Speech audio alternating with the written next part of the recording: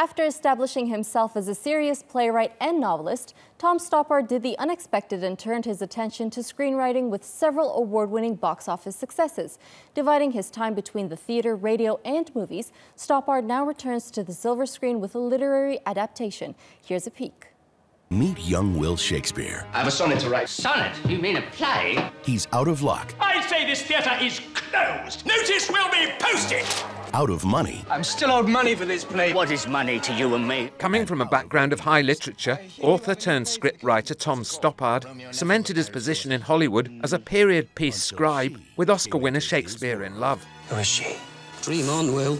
I heard you were a poet. I was a poet till now. Shakespeare!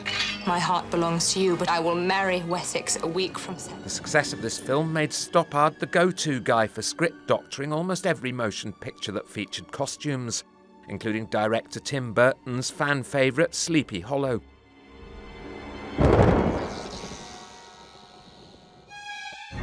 In 1634, Amsterdam was captivated by a flower, rich and poor. After taking a long break from movies, the British writer returns with a tale of doomed love set during the Dutch tulip mania. The richest men in the city.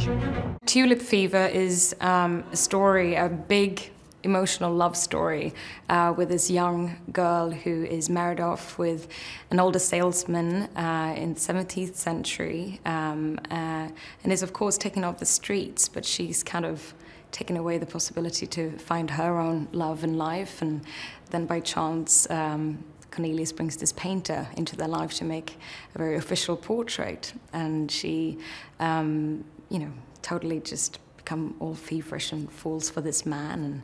And this is also set with a backdrop of the kind of Tulip War that was going on at the same time. So it's kind of wonderful to see this kind of feverish illusion that everyone is under, both kind of socially and politically, alongside this kind of mad love story, which takes quite a big turn because Sophia has some quite interesting and brave and maybe sometimes not the most moral right decisions, but it becomes, a very fast-paced thriller by the end of this film.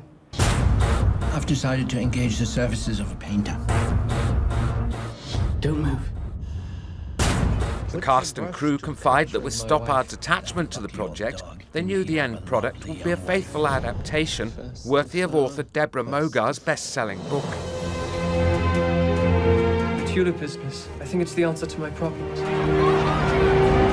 If I were rich, I could take you away. When I read the book about, the book Tulip Fever by Deborah, I was kind of totally, submerged in the world that she so beautifully described. You kind of feel both the senses, the sound, the smell, and the art of the Dutch streets of that time, and it's kind of described as colourful as the master's paintings. And also that I knew that Tom Stoppard was going to adapt the book, and I think for any actor it's very much a privilege to get the chance to work with his words. I had already done Anna Karenina, so I felt, I couldn't say no to the opportunity to work with him again. And after meeting Justin and him describing how he really, of course we couldn't be on location, true location to shoot the film, but he was gonna build all these incredible sets, and it really was a 360 feel. It really felt like you were transferred to that place and that time, and yeah, I'm really proud of the film in that sense. When I saw the film, I think it's just incredibly beautifully shot, and it actually feels like you're kind of stepping into one of those old paintings. My lord, I pray that my wife shall be not of corruptible seed. But with so many contemporary happenings such as Brexit and the new US administration, Stoppard recently hinted that he might be tempted to trade in his historic stories for a modern-day social commentary.